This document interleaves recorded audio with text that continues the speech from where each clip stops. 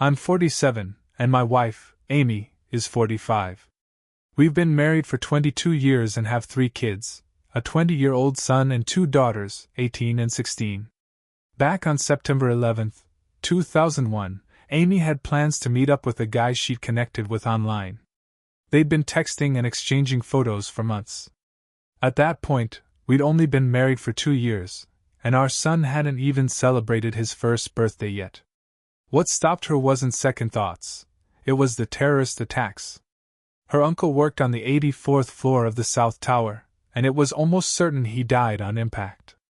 The whole country was in mourning, and she was hit especially hard.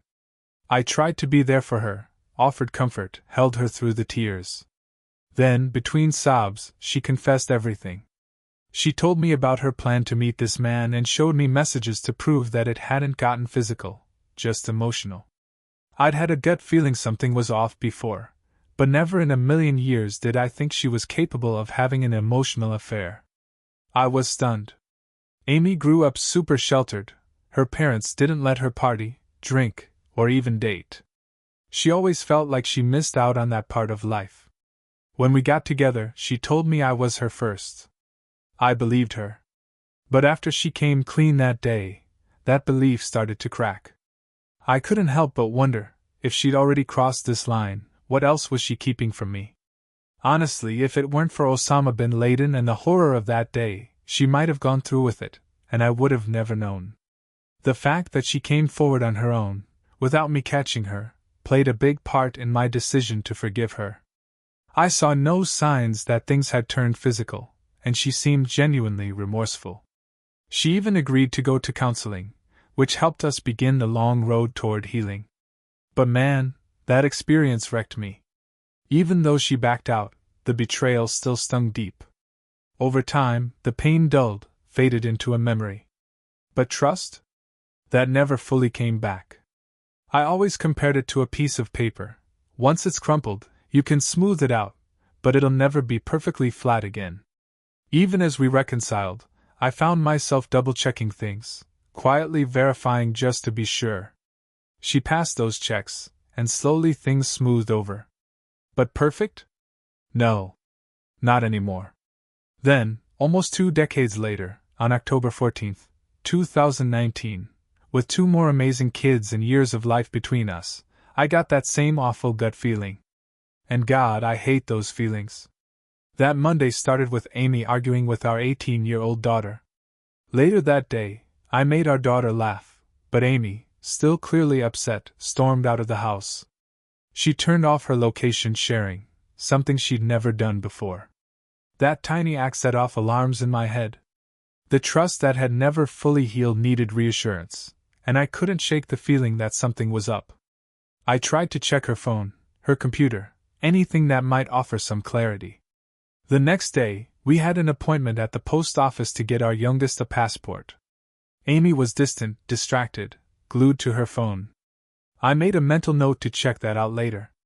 Normally, she left her phone lying around, but lately, she carried it with her everywhere. Then there was the iPad. We had bought it for her, and suddenly it was locked with a passcode. That raised another red flag. We don't usually use passcodes, and while she said it was for work, I wasn't so sure. On Friday, we were at the bank closing a home equity loan. Afterward, she told me she needed to run an errand. Later, I checked her check-ins and saw she'd made a stop at an adult store. That was new. When I got the chance, I looked around at what she'd bought and found a piece of lingerie. Nice, too. The weird part? Our sex life had been pretty flat for a while, mostly because she hadn't shown much interest. She'd even been reading up on women's libido issues. Curiosity pushed me to keep monitoring whatever I could. Eventually, I cracked the passcode on her iPad. What I found hit me like a truck. There were sexually explicit Facebook messages with a man she wasn't even friends with on the platform, which meant she'd actively gone looking. The messages were flirty, graphic, and personal. When he suggested she drop our daughter off and come over, she declined, saying, "My stories aren't set up like that." At that point, I should have held on to the info. Should have kept it close to dig deeper. But I didn't. I confronted her that evening. That was a mistake. It was too soon. She lied and just took the affair underground. She told me the lingerie was for us, that she was working up the courage to surprise me. She said the guy on Facebook was a summer coworker who suddenly started messaging her again. She swore it was only texts, nothing physical. I want to believe that. God, I want to. But it's hard. I told her it had to stop, right then and there. No more contact. She agreed. Immediately. The next day. I asked her if it was really over, and she said yes. What she didn't know was that I had found another way to read their messages. And yeah, she was lying. 19 years after that first betrayal, here I was again, same gut punch, same heartbreak. My emotions were a mess. I couldn't eat, couldn't sleep, and focusing on anything felt impossible. I'm starting therapy this week and hitting the gym more, trying to keep myself grounded. But the truth is, this whole thing sucks. I didn't want to go through this again. Ever since D-Day, I've been reading up on the 180, trying to detach emotionally, focus on myself. I actually held it together for a few days. But today was rough. I barely slept last night. Our son works at a local theater and got us tickets to see Come From Away. We had to act like everything was fine so we wouldn't ruin the night for him. He's 20, a good kid, and it meant a lot to him. If you're familiar with the show, you know it centers around the aftermath of the Trade Center attacks, which made it even harder to sit through, considering what happened all those years ago. I've been journaling to keep my thoughts in check, jotting down dates, times, feelings. I even came up with a personal mantra: keep cool, keep patient, keep control. I'm still working on staying consistent, but having that focus helps. I'm trying to get my mind right. That night we had to go shopping, and I told myself to stay in the 180 mindset, stay calm, no matter what. Fast forward to July 3, 2021.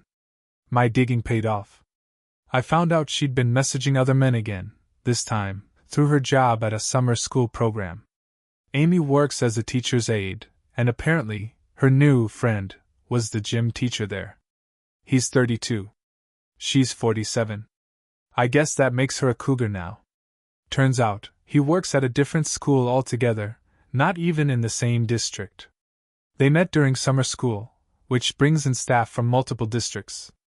I found out he was going to be working there again, so I kept watching, quietly, carefully. That's when I caught one of their Facebook messages. It was suggestive, but what made me chuckle was that he actually turned her down.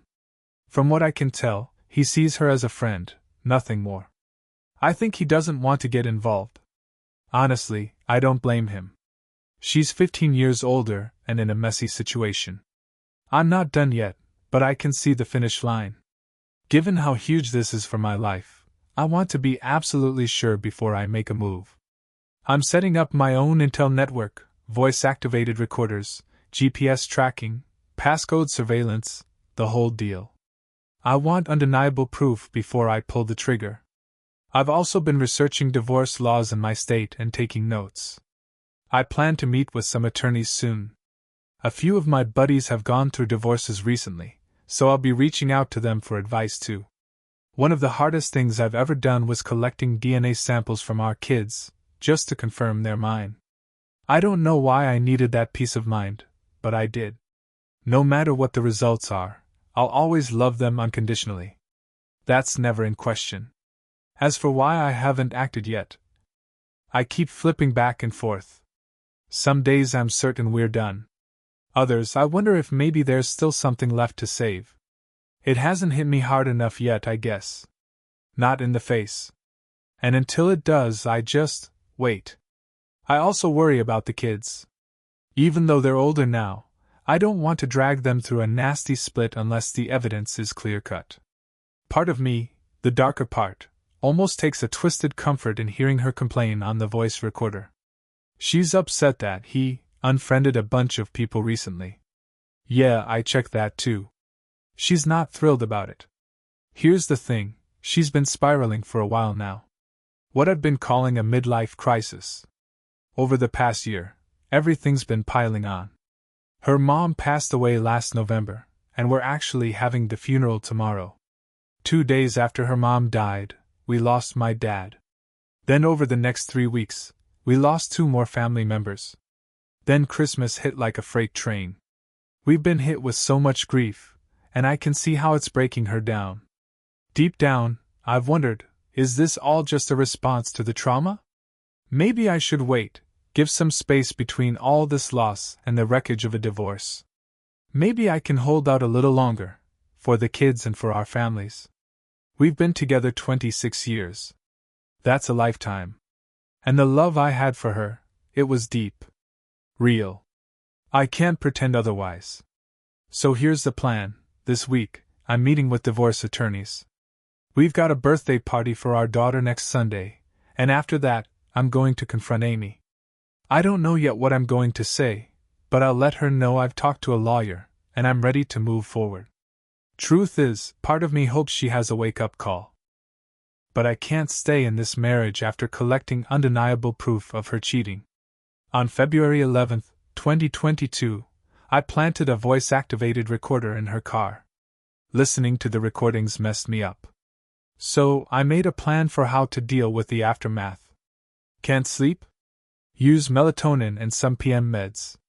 Feeling anxious? Hit the gym, burn that nervous energy. No appetite? Fine, might as well drop some weight. Can't concentrate? Write everything down. Repeat the basics. I'm trying to stay strong.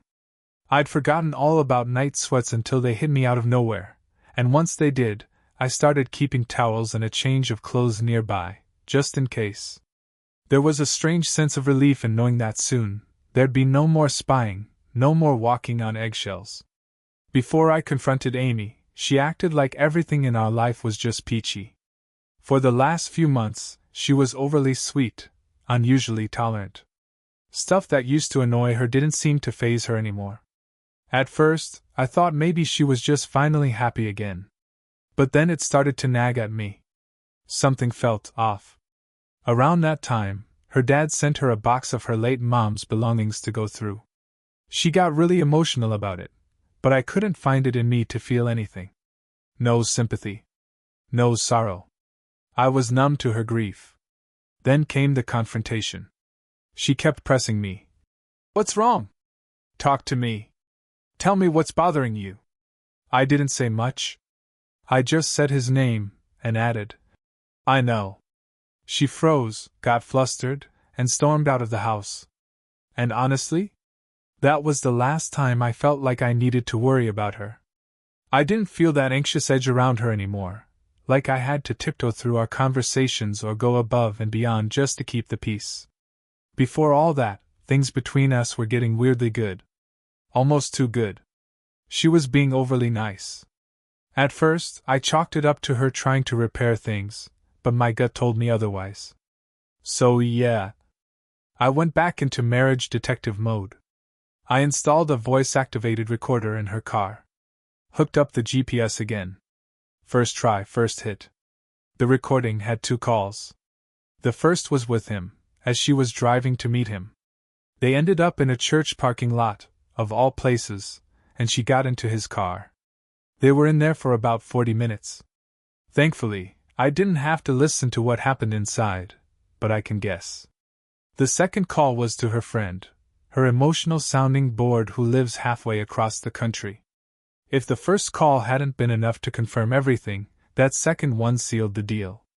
When we finally talked, the conversation went the same way so many others have in stories like mine, gaslighting and blame-shifting. Apparently it was my fault. Her affair was my fault because she resents the life she never had. She didn't go to college, didn't get her wild single years, and somehow, that was all on me. She said she never got to live. I shut that down. I told her straight up I wasn't buying it. I reminded her that I'd told her before, if she wanted out, I wouldn't stand in her way. She chose to stay. So this is on her. Sure, I'll own my imperfections. I wasn't the perfect husband. But I sure as hell didn't deserve this. So yeah, I'm done. I've started reaching out to divorced friends, getting referrals for lawyers and soaking up any advice I can. This time, I'm not dragging my feet. I've finally learned my lesson. Amy's shown me who she is. She doesn't have what it takes to fix this, and I'm not sticking around for another round of betrayal in a few months or years. I'm officially on team divorce now. Do we get a secret handshake or something? I'm still riding this emotional roller coaster. At one point I even punched a wall. Thankfully neither it nor I was seriously hurt. I yelled, "Forget her!" at the top of my lungs in an empty house. And then, when my best friend called to check in on me, I broke down sobbing. Sometimes I catch myself daydreaming about some magical reconciliation, like maybe, if I just tried harder, she'd finally be happy. But my brain knows that's complete BS. Divorce is the right move. I've said it out loud to my mom, my friends, even to myself. Over and over. Since D-Day, we've mostly avoided each other. And yeah, I miss her. We used to text each other during the day, talk about work, sneak little hugs and kisses around the house.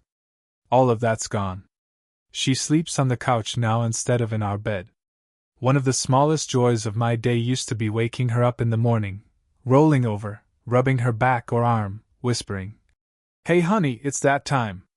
She'd always mumble a half-asleep response, and it never failed to make me smile.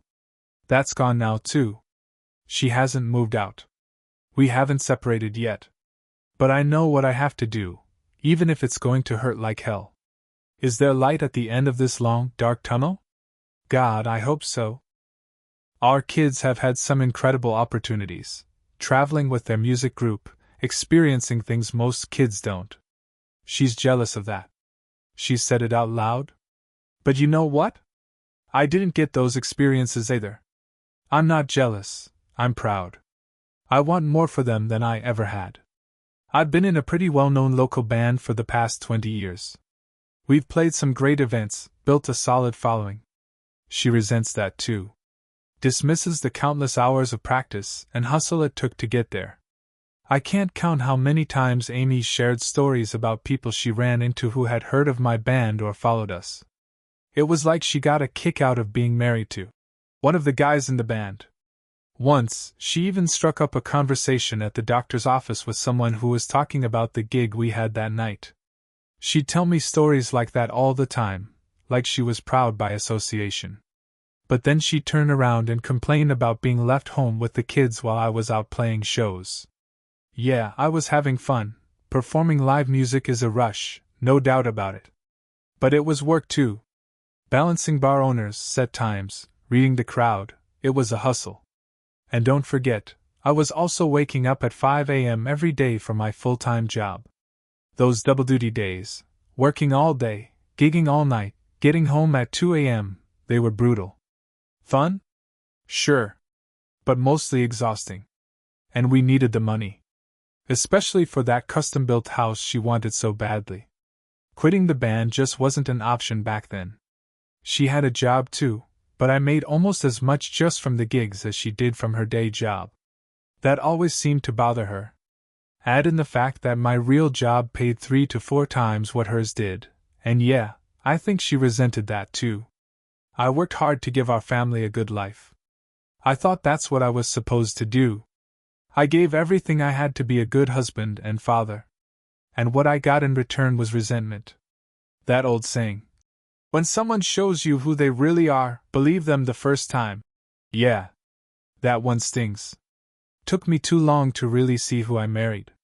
At this point, I've come to terms with it. If I stayed in this marriage, I'd just be signing up to be absent, emotionally, maybe physically, and that's not who I want to be. I've got a couple attorney referrals and I'll be scheduling those appointments soon. I don't see any path here that doesn't end in divorce. There's just nothing left to work with. The strange part? Outside our home, people think Amy's a saint. They talk about how kind, thoughtful, helpful she is. They say she's a great mom. And sure, she does do those things. But behind closed doors, it's a whole different story. She's been stuck in this, poor me, mindset for years. Always feeling like life handed her a raw deal. Always wishing she'd had a different path. Her affair partner? He's married, too, to a co-worker of hers. I haven't told Amy's family yet. All she has left now is her dad and his sister. I don't talk to them much, but maybe I'll tell them eventually. I tried reaching out to the other betrayed spouse, his wife. Sent her an email, but no response. I'll wait a few days and maybe follow up one last time. If I don't hear back, I'll let it go. Tonight, I told Amy I want a divorce. She wanted to cry. Asked for a hug? But those days are done. We talked, kind of wistfully, about how we wish things had gone differently. I asked her, "Didn't you know this would happen when you were doing it?" She said she did. And now, of course, she's upset. I feel bad. I do. I still love her. But I can't be with her anymore. I don't want to do this, but I have to. A few years from now, I'll feel better knowing I had the strength to walk away. The band's on a break right now, but I've got a few things brewing to keep playing. We're a classic rock group, think Chicago, horns and all. I play trumpet. Music's still one of the few things keeping me going. Amy suggested counseling, left the door open. I shut it. But I told her she should still go, for herself. She needs it. The only thing I regret? Not ending it sooner. I haven't done a single thing wrong in the last few years. If anything, I've bent over backward to be the best husband I could. And yet here I am. Again. I keep wanting to save the marriage. I catch myself reaching for reasons to stay. But then I remember all the reasons I can't. It's a tragic thing. But the truth is, I'm ready to let go. I followed up with the other betrayed spouse, this time by phone. She answered. And telling her the truth. God, I've never felt like such a mess. She was heartbroken. I knew I had to tell her, but it still felt like I was the one causing her pain. It was like reliving my own D-Day all over again. She cried. I cried. But she thanked me. And that helped. We talked more, and I told her about this support site, how much it's helped me through all this. I told her I'd be there for her, even though we'd never met. She could call or text anytime. She helped me too. Just comparing notes, sharing experiences, it made things make more sense. I just got off the phone with her, and for the first time in a while, I feel like I did the right thing. It was hard, but right. I let her know that I'm here for her, the other betrayed spouse, even though we've never met in person. She can call or text me anytime. Honestly, she's been helpful to me, too. Comparing notes with her helped me understand the situation better, helped it make sense. We just finished a phone call, and afterward, I actually felt a little lighter. She thanked me, and deep down, I knew I'd done the right thing by reaching out, even though it was brutally hard. I also wanted to hear about his behavior. Seems like he was playing the classic game, spinning a tale of a miserable marriage to gain sympathy. I'm not excusing Amy's part in this, she made her choices. But it's possible he fed her the lines she wanted to hear. Manipulated her. Played into her emotional weak spots. She still doesn't know I exposed both of them, that their actions affected 2 families and 6 kids in total. And that thought, it stings. Imagining your kids looking at you and wondering, how could you do this? It's soul-crushing. And if Amy ever tries to compare paychecks again, well, that's been the dynamic for a while now, hasn't it? I worked, I earned, I provided, and still somehow it wasn't enough. These days I barely speak to her. We only talk if it's about the kids or something related to the house. I avoid being in the same room when I can. There's a coldness in the house now, thick, heavy, and she's slowly realizing just how far she's gone. I'm calling attorneys, leaning on close friends for support, and getting my exit strategy in place. She's still walking around in a daze, not quite accepting what's coming. I've distanced myself emotionally as much as I can. She has to initiate all communication, and even then, it's only about practical stuff, bills, schedules, the kids. And you know what? She's starting to feel it. In the past, she may have expected me to beg to do the pick me dance like I had before. I used to let things slide, let a few tearful apologies be enough. But not anymore. Now I'm doing my best to stick to the 180. No small talk. No. How was your day? No listening to her vent about work. Nothing. Just what's necessary. She's having a hard time with it. She can't accept blame. Instead, she slips into victim mode. Per me, look what I've lost. It's sad, really. She still doesn't get that I'm not just walking away from the affair. I'm walking away from the emotional mess she turned this marriage into. Yeah, I contributed to some of our problems. I get that. But this betrayal? That's all on her. And maybe I'll never get an answer to why. Maybe there is no satisfying answer. But the question will always linger in my mind. Tonight was strange. We went to my youngest daughter's high school musical, and it was actually enjoyable. But Amy sat next to my mom, who still doesn't know anything. Meanwhile, the other betrayed spouse texted me during the show. And every time I get nostalgic, start fantasizing that maybe, just maybe, we could somehow move past this, reality snaps me back. If we stayed together, I'd just be sitting here again in a few months, going through this all over. More and more, I feel resolved. Divorce is the right call. I know it should be obvious by now. But I still find myself reflecting on our life together, wishing things were different. I guess that's just part of the process, these moments of hope. But they're fleeting. And when they pass, the truth settles back in. She's not worth staying with. And that's progress, I think. You want to know what I keep asking myself? Why? Why would someone who grew up in such a strict Christian home, someone who held those values so proudly, end up doing something so completely opposite to everything she claimed to believe? What made her cross that line? Then tonight, the final chapter wrote itself. I tracked her to a parking lot.